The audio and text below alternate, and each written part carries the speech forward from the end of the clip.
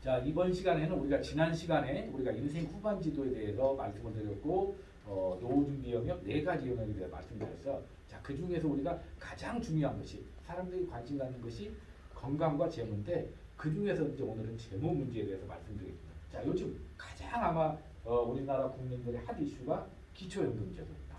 요즘 많이 나오죠. 기초연금 40만 원 주겠다. 뭐 대통령 선거 때 나왔던 얘기인데 지금 뭐 현재 윤석열 정부에서는 단계적으로 하여튼 뭐 정치인들 단계적으로 다 개법에 단계적으로 일단 시간 버는 걸 신경 거. 그래서 지금 뭐 민주당에서는 40만 원 주자는데 저는 개인적으로 지금 여러 가지 안이 있거든요. 뒤에서 말씀드렸는데 저는 개인적으로 100% 줘야 된다고 전체 모든 사람을 줘야 된다고. 왜냐면 노인을 나누는 게 말이 안 되고 70%를 주는 게 말이 안 되잖아요. 그래서 100% 줘야 되고 그 다음에 이제 대신에 제 개인적인 생각이요.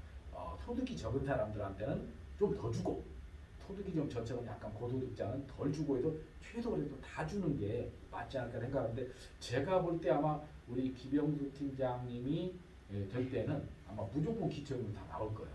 그래서 열심히 그때 삼겹살 사 드시고 애 더 낳아도 괜찮아요. 기초연금이 충분히 나올 걸로 봅니다. 자, 그러면 기초연금이 이거 굉장히 중요한데 그동안에 대부분 여기 있는 분들 기초연금 신경 안 썼어요. 저도 신경 안 썼어요. 왜? 우선은 내가 받을 게 아니고 나이가 너무 멀었다고 생각했는데 제가 슬금슬금 먹다 보니까 금방 왔어요. 그래서 어제도 제가 어떤 분하고 우연히 얘기를 하다가 무슨 얘기를 했는데 세월이 빠르다는 얘기를 했어요. 그래서 우리 학생하고 박남 교수님 제자분하고 그 얘기를 했었는데 무슨 얘기냐면은 내가 그 대학교를 다닐 때 제가 이제 전북대를 나왔단 말이에요. 근데 우리 때는 워낙 많이 데모를 해가지고 전북대는 데모를 거의 안 했어요. 전북대는 데모를 너무 안 해갖고 이화여대에서 썩은 감자하고 가위를 보냈어요. 자르라고. 정말 개쪽밭이. 그러니까 광주 그 전남대 데모를 할 때 전북대가 못 간 거예요. 겁이 나가지고 저부터도. 그러니까 못 가니까 그때 전국에서 이제 그 광주를 지원하기 위해서 연합 데모를 하는데 전북대 참여를 안 하니까 이화여대 그 여학생 회장이 전북대 학생들한테 보내서 나도 들은 얘기야. 그래서 딱 박스를 열니까 썩은 감자 뭐 가위가 들어있더니 잘라라 너네들 썩었으니까 뭐 그랬다고 하는데 그때 이제 저희는 이제 학교를 안 가니까 누구잖아요. 혼자 맨날 술을 먹는 거 술을. 근데 술 먹다 보면은 옆에 술집 가면 이제 옆집에 이제 옆에 이제 테이블 한 40대 우리는 20대고 40대인데 그 40대인 분들이 막 그렇게 막 그 여대생 그또 찝쩍거리고 하더라고요. 우리가 생각할 때 내가 그 나이 되면은 절대 안 그렇게 돼갖고 엄청 욕을 했어요. 내가 그 나이 때 더 하더라고요. 사람이 변하지 않아. 근데 우리는 40대 내가 그때 20살 때는 40살은 나는 성인이 돼갖고 완전히 신의 반열에 온 줄 알았어. 근데 아니에요. 그래서 금방금방 세월이 가기 때문에 이 기초연금도 여러분이 지금은 멀다고 생각하지만 결국은 여러분의 인생에서 이게 굉장히 중요한 이슈이기 때문에 제가 오늘 이거 설명을 드리는 것은 이 내용도 이해하는 것도 중요하지만 분명히 이제 많은 이 기초연금에 대한 여러 가지 모니터링이 들어갈 거예요. 그러면 여러분들이 적극적으로 여러분의 문제가 지금 아니라고 포기하지 마시고 왜냐면 이게 반영이 된 데까지 15년, 20년 걸린단 말이니까 지금부터 얘기를 해놔야 돼. 지금부터 긍정적으로. 자, 그러면 오늘 기초연금을 살펴보겠습니다. 자, 우리나라는 노후소득보장제도가 총 4개 제도가 있어요. 첫 번째가 명칭. 지하부터 이렇게 관리를 하는데 지하의 대표적인 게 뭐냐면 기초연금하고 기초생활보장제도예요. 자, 기초생활보장제도는 여러분들이 관심 안 가져도 돼요. 기초생활보장제도 되시면 힘들잖아요. 자, 그런데 기초연금은 이제 기초생활보장제도만 갖고는 너무나 커버가 안 되니까 이제 박근혜 대통령 때 처음으로 나온 거죠. 2014년에 대선에 나오면서 전 국민 노인들한테 20만 원 주겠다고 했다가 그때 이제 재원이 부족하고 하니까 딸놈 이제 당선되니까 바로 그냥 70%만 주겠다고 하고 그다음 국민연금하고 연계시켜서 감액을 해버렸잖아요. 그러니까 한 번 단축 잘못 깨보니까 그대로 가버린 거예요. 재원을 못 늘리니까. 자, 그래서 계속 하다가 지금 70%를 이제 30만 원 올렸단 말이에요. 그런데 이제 30만 원까지 올렸는데 더 이상 약발이 안 먹히니까 이제 40으로 질린 거예요. 40으로. 그다음 군발이 월급 200 주겠다고 질러버리고 그냥 다 질른 거야. 어차피 개뻔인 거 아는데 그냥 사람도 속으니까 질르는 거야. 자, 질러놓고 했는데 문제는 지금 제가 정치 얘기하면 뭐합니다. 이쪽이 굉장히 표가 많단 말이에요. 그러니까 여기는 뭔가 안 해주면 안 돼. 다음 대통령은 제가 볼 때 여기서 뭔가 힘이 안 나면 안 돼요. 자, 그러다 보니까 기초연금을 이제 어떻게 엮느냐 문제가 나오는데, 자, 1층은 국민연금, 다 모든 국민이 가입하죠. 2층은 퇴직연금, 직장인들 하는데, 자, 그럼 저 같은 사립학교 교직원이나 이런 사람들은 뭘 하냐면 대신에 직영연금이라 해요. 공무원연금, 뭐 군인연금 있죠. 여기는 국민연금과 퇴직연금 대신하는 거예요. 그리고 이제 그래도 부족하니 개인이 가입하는 개인연금이라는 거 3층이 부담돼요. 그래서 옛날에는 1층, 2층, 3층만 갖고 얘기했는데 이제는 제가 기초연금을 관심을 갖게 된 것이 이제는 전 국민이 기초연금을 다 받을 수 있는 시기가 곧 도래할 때 기초연금에 대해서 알 필요가 있다. 자, 그러면 연금을 받는 사람은 민간근로자, 자영업자, 공무원, 국민 다 된다. 그러니까 국민의 소득이 있는 사람은 다 해당이 되고 모든 사람은 해당이 되니까 관심을 가져야 되겠죠. 자, 그러면 먼저 기초연금에 대해서 보면은 우리나라는 기초연금이 2022년도 기초연금은 매년 소득 기준이 바뀌어요. 매년. 올해는 단독가구 혼자 사는 거요. 혼자 사는 사람은 180만 원. 여러분들 이게 180만 원이면 저거 갖고 저 소득 다 난 너무 해당이 안 돼 생각하는데 여기서 말하는 180만 원 우리가 말하는 근로소득 개념이 아니고 소득 환산이라는 점수가 있어요. 뒤에서 설명. 그것이 180만 원이 안 되면 해당이 되는 거예요. 자, 그리고 부부가구는 288만 원이야. 그럼 내년에 이보다 당연히 상향이 될 거예요. 그래서 올해 안 됐던 사람이 내년에 신청해서 될 수도 있어요. 그럼 여러분들은 아직 여러분이 이 나이가 아니지만 여러분의 부모님이나 배우자 부모님들이 이 대상이 되시는 분들은 노인분들이 모르시는 분이 많아요. 이걸 뭐냐면 자녀가 돈이 많으면 못 받는 줄 알아요. 자녀하고 아무 상관이 없어요. 본인의 소득을 갖고 따지거든요. 부부의 소득. 그래서 오늘 이걸 잘 배워서 여러분들도 알고 계시고 또 주위에 있는 어르신들한테 추천을 하시기 바랍니다. 그러면 기초연금 아까 만 65세나 70%인데 얼마를 주냐? 30만 원을 줬는데 올해부터 30만 7,500원 줘요. 물가 상승 1.5% 올라가지고. 그리고 부부가구는 원래 이거 두 배를 줘야 되는데 우리는 부부가구는 20% 삭감을 해요. 부부가 동시에 받으면. 그래서 49만 2천 원 줘요. 그래서 지금 현재 민주당에서는 부부 감액을 없애겠다. 이제 그러면 이제 현행대로라면은 61만 5천 원이 되겠죠. 그리고 40만 원 지금 80만 원. 그래서 지금 요즘 막 인터넷에 보면 뭐 부부 80만 원 받네. 근데 이제 이게 어떤 문제가 생겨요? 기초연금을 받는다는 것은 아무 국가의 연금을 안 내도 그냥 주는 거예요. 그런데 국민연금을 뼈 빠지게 부은 사람이 80을 못 받아. 이게 상대적 박탈감이 있기 때문에 지금 이제 문제가 되는 거예요. 아무튼 지금 현재 이렇게 되어 있다. 자, 그러면 기초연금, 자, 여러분들이 이제 이럴 수 있잖아요. 그럼 기초연금을 우리 어머니가 지금 68세인데 혼자 사시는데 우리 어머니가 기초연금 대상이 되는지 모르겠다. 할 때 어떻게 확인하면 되냐면요. 기초연금 대상으로 온라인 모의계산 사이트가 있어요. 그냥 포털에 가서 기초연금 복지로라고 치면 돼요. 기초연금 복지로. 딱 쳐서 거기에 들어가면 복지 서비스 기초연금 모의계산이라는 사이트가 나와요. 나오면 개인정보 입력하는데 여러분 그 뭐죠 시어머니 뭐 부모님 그냥 생년월일만 이름도 안 넣어도 돼. 생년월일 넣고 대략 재산 얼마 있다 넣고 소득 얼마 있다 넣으면 결과가 딱 떠요. 그래서 제가 이거를 화면으로 한번 제가 만들어 봤어요. 제가 직접 그냥 제 정보를 넣고 제 거 가짜로 넣은 거예요. 자, 넣어가지고 내가 65세고 부부인데 예를 들어서 연금 소득이 150만 원이고 그 다음에 재산이 5억 있다고 얘기 넣었어요. 자, 그렇게 해서 넣으니까 해당이 된다고 나와요. 자, 그래서 제가 제 유튜브를 뭐 여러분들이 보신 분도 있고 또 그냥 클릭도 안 하신 분도 있겠지만 그 유튜브에 보면 제가 기초연금에 대해서 또 몇 가지 사례를 해놨어요. 거기에 보면은 자, 연금 150만 원에 주택 5억 원인 사람도 받아요. 자, 더 놀라운 것은 있잖아요. 연금 140만 원에 근로소득 400인 사람, 이 사람은 540 받잖아요. 그러니까 연금도 받으면서 근로소득 400인 사람은 기초연금 받아. 더 놀라운 건 근로소득 350만 원에 주택 10억짜리 있는 사람도 기초연금 받아. 우린 이런 사람 아예 못 받는 생각했잖아요.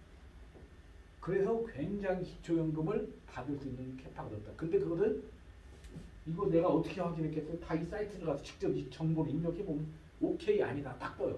1분 안에. 아셨죠? 그러니까 이것을 꼭 확인해 보시면 돼요. 아셨죠? 자, 그러면 기초연금 아까 제가 단독가구는 180만 원, 부부가구는 288만 원을 갔잖아. 그걸 어떤 근거로 한정하느냐? 소득평가액과 재산의 월 소득 환산. 그러니까 여러분들 이건 조금 머리 아프니까 듣고만 있어요. 뭐 이거까지 하기에는 여러분들이 지금 종합시험 공부도 힘들고 막 그렇잖아요. 그래서 그건 아실 필요 없고 이제 제가 프로세스만 얘기하는 거예요. 자, 그러면 소득평가액은 근로소득과 기타 소득이 있어요. 근로소득과 기타 소득은 사업소득, 재산소득 이런 것들이 있고 내가 가지고 있는 집이나 뭐 아파트 그다음에 금융재산 이런 게 있겠죠. 부채를 차감해요. 이걸 계산을 해가지고 소득인정액이라고 계산해요. 소득인정액이 단독가구는 180만 원이 안 되면 되고 부부가구는 288만 원이 안 되는 거예요. 자, 그러면 한번 예를 들어보겠습니다. 예를. 자, 그럼 제가 그 건강관리할 때 제가 1년에 한 2번 먹는 주스가 있거든요. ABC 주스를 먹어요. ABC 주스. 제가 진짜 먹기 힘든데 먹어요. 그 건강을 위해서. ABC 주스가 뭐냐면은 사과 하나, 애플, 그 다음에 비트 반쪽, 그 다음에 씨가 씨가 뭐죠?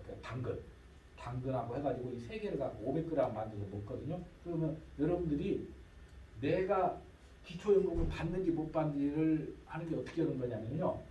여러분이 받는 월급, 그 다음에 기타 소득, 재산을 믹서기에 넣고 쫙 돌려가지고 딱 여기 소득인정액이라는 여기 컵에다 딱 부어가지고 단독가구는 180만 원이 넘어가면 아웃, 부부가구는 288만 원이 넘어가면 아웃이 되는 거예요. 이 안에가 이 소득인정액 안에 들어가면 기초연금 받을 수가 있어요. 근데 본인이 이 안에 해당되는데 신청 안 하면 국가가 챙겨준다 안 챙겨준다? 절대 안 챙겨준다. 우리나라는 받아갈 것은 끝까지 빨대 뿌고 가서 받아가지만 주는 것은 절대 안 챙겨준다. 아셨죠? 그 챙겨야 돼요. 자, 그런데 여기서 기초연금에서 가장 주의하실 게 만약에 부모님이나 여러분 배우자 부모님 이분들이 기초연금을 받을 때 여기에 해당돼도 못 받는 경우가 있어요. 어떤 경우냐? 비싼 차가 있으면 안 돼요. 비싼 차. 시가 4천만 원이 넘어가는 차가 있으면 아웃이 왜? 이거 하나 이 점수 넘겨버려요. 안 돼요. 그 다음에 골프 연금 같은 거 있잖아요. 있으면 그게 다 반영돼서 안 돼요. 그래서 되게 이제 나이 드신 분들이 퇴직해가지고 기념으로 마지막 외제차 같은 거 하잖아요. 그거 사는 동안에 아웃돼. 아직도 있는 차도 팔아야 돼. 있는 차도. 아시죠? 그래서 이것이 있으면 안 돼요. 현재는 기준에 요거만 기억하시면 됩니다. 자, 그러면 한번 예를 들어볼게요.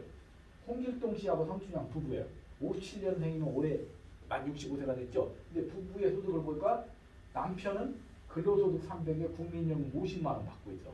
그리고 배우자는 근로소득 150만 원. 그러면 지금 소득 굉장히 많은 거죠.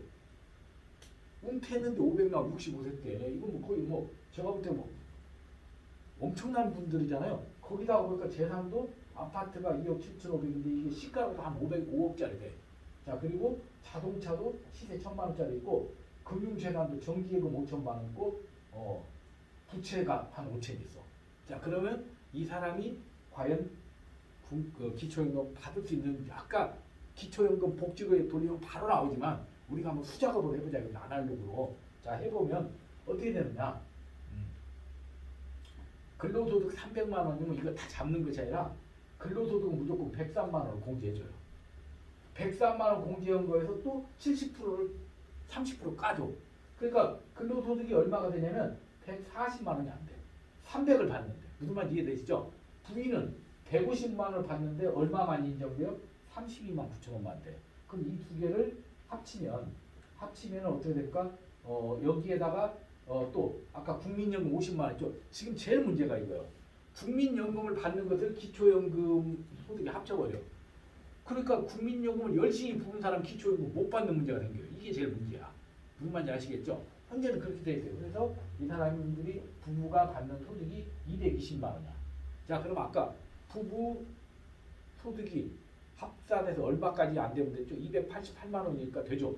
실제로 받는 돈으로 이분들이 거의 500을 받고 있어요.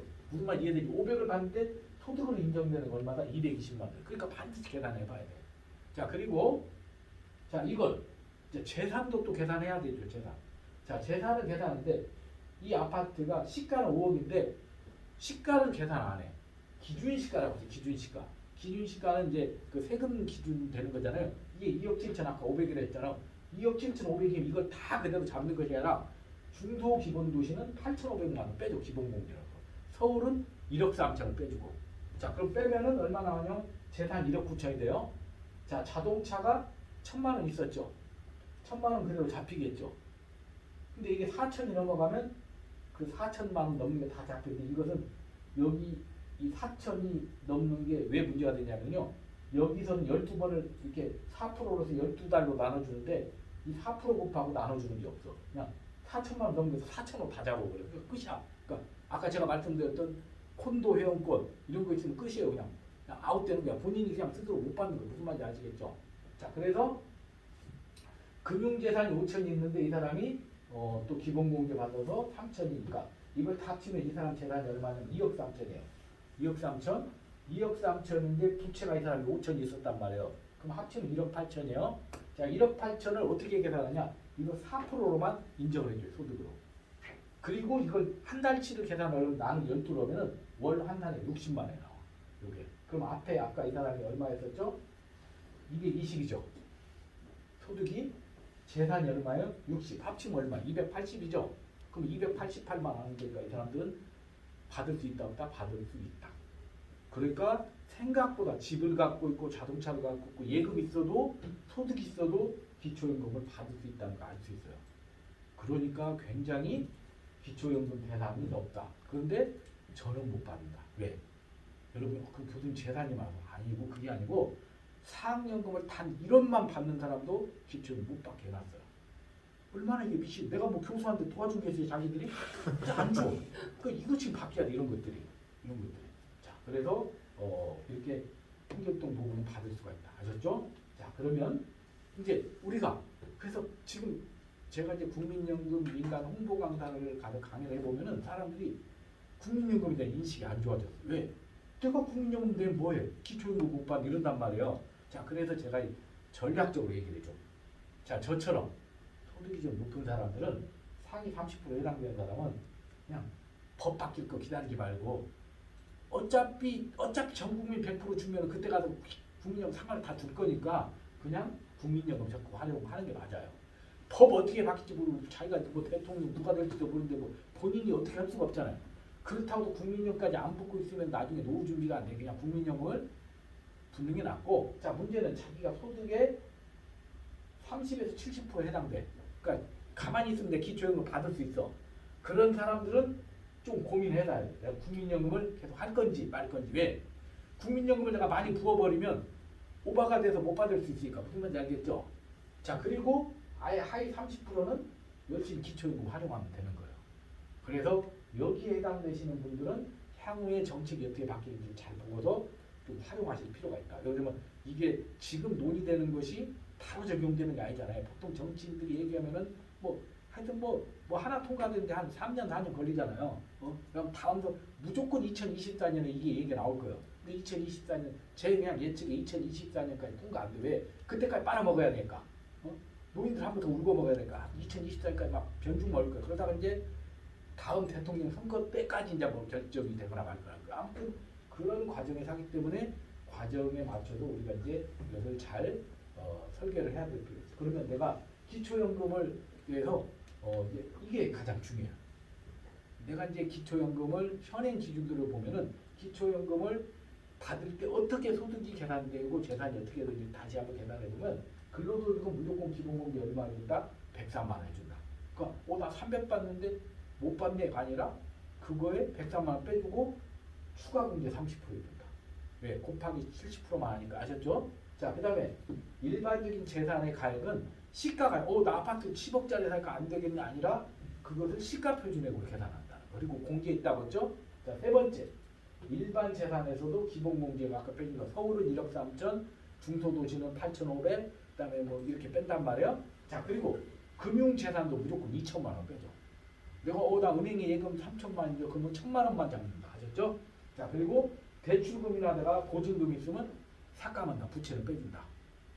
자, 그리고 제일 중요한 거예요. 나이 드신 분들이 나는 재산이 없는데 우리 애 앞으로 내가 증여시켜줘가지고 얘가 재산이 많아갖고 우리 애가 있으니까 나 부양해야 될까 나는 해당한다. 아니라는 거예요. 이것은 기초연금은 두 부부의 재산과 소득을 갖고 따지는 거지 자녀가 이재용이라고 받을 수가 있다. 무슨 말인지 알겠죠? 누구라도 받을 수가 있다. 본인만 없으면. 자, 그리고 소득 산정 기준액은 매년 바뀌어요. 매년 바뀌어. 올해 해당 안 됐다고 포기하지 말고 내년에 또 신청해서 기준이 바뀌면 해당이 됩니다. 그래서 이것은 언제까지 신청하느냐? 만 65세 되기 한 달 전까지 신청할 수가 있어요. 왜 그러느냐? 내가 이달에 신청하면 다음 달부터 적용이 돼요. 무슨 말이냐면 내가 65세가 이제 다음 달 돼요. 그러면 이달에 신청을 해야 다음 달부터 제때 받을 거 아니에요. 근데 내가 귀찮아갖고 좀 미뤘어. 그래가지고 생일 지나가지고 한 석 달 지나서 우연히 경로당 가니까 옆에 있는 김할배가 봤는데, 그래서 그때 가서 신청하면은 다음 달에 나와. 그럼 내가 한 석 달 못 받았죠? 그거 준다 안 준다? 안 준다. 못 받은 거 소급해서 절대 안 준다. 그래갖고 내가 어떤 사람 제일 재수없는 사람 뭐예요? 죽기 전날 알았어. 죽기 전날. 이건 뭐예요? 영원히 못 받고 그냥 가는 거야. 무슨 말인지 알겠죠? 그러니까 절대 권리에 잠자는 사자를 돌봐주지 않는다는 거 아시죠? 그래서 정부에서 주는 이런 제도는 믿지야 본제가 아까 뭘 해봐야 돼요? 신청을 해봐야 돼. 그럼 신청하려면 귀찮으니까 뭐 하면 돼요? 복지연금 그러니까 기초연금 복지로라는 사이트 들어가서 한번 클릭만 해보면 돼. 그 신청해보면 돼요. 신청해서 안 되면 안 되는 거고 되면은 되는 거니까 무조건 이걸 활용하십니다. 그래서 기초연금을 지금까지는 우리가 대다수의 사람들이 기초연금이 나이도 아직 젊으시고 해당이 안 되고, 그리고 우리 부모님이 설마 저 정도 재산인데 해당되시겠다고 넘어간단 말이에요. 근데 지금 현재 기초연금이 70%를 주게 돼 있잖아요. 근데 우리나라 국민 중에서 기초연금 받는 비율이 66%예요. 그럼 무슨 얘기? 4%가 지금 몰라서 못 받고 있다는 얘기야. 70%가 받아야 되는데 현재 실제 지급률이 66%야. 자, 그럼 기초연금이 지금 얼마나 큰 일을 하고 있느냐? 여러분들이 그 매스컴에서 항상 보면 나오는 얘기가 우리나라 노인 빈곤율 세계에서 제일 높다 들어봤죠? 세계에서 노인 빈곤율이 우리나라 제일 높아요. 그 노인 자살이 제일 높아. 그래서 OECD 평균 노인 빈곤율이 15%가 안 되는데 우리나라가 40%가 넘었어. 49%까지 갔다가 2020년 엊그저께 통계 나왔는데 38.4% 떨어졌어. 처음으로 30%까지 떨어졌어. 그게 뭐냐? 바로 기초연금 때문이야. 기초연금을 이제 몇십만 원 주다 보니까 노인들 소득이 올라가니까 빈곤율이 떨어진 거예요. 그러니까 제가 봤을 때는 만약에 전 국민한테 기초연금을 40만 원씩 줄 수 있다. 재원이 있어서. 그럼 부부는 80만 원이잖아요. 그럼 본인이 뭐 폐지 죽고 뭐 한 200대잖아요. 그럼 노령 빈곤율이 급격히 떨어지게 되니까 삶의 질이 좋아지겠죠. 그래서 기초연금은 어떻게 보면은 전체 국민의 삶의 질을 높이는 굉장히 좋은 제도예요. 그러려면은 우리가 열심히 돈 벌어서 세금도 열심히 내야 되고, 그래서 지금 저는 이제 뭐 특정 국가 시스템 얘기하는 건데, 저는 개인적으로 덴마크나 스웨덴이나 핀란드 이쪽에 있는 사회적 민주주의가 굉장히 저는 좋은 시스템이라고 봐요. 그러니까 덴마크 같은 경우는 자기가 버는 소득의 60% 세금을 내요. 자기가 버는 소득. 그러니까 100을 벌면 60을 갖다 바쳐. 그런데 국민들이 행복도가 제일 높아. 그럼 왜 그러겠어요? 내가 내도 이걸 내가 나중에 다 돌려받는다 알기 때문에. 그렇잖아요. 근데 우리나라는 그런 거, 우리는 세금을 서로 안 내려고, 저부터 안 내려고. 왜? 내가 어떤 놈 좋은 일 시킬까 이런 생각. 이건 내가 받는 게 없기 때문에 내가.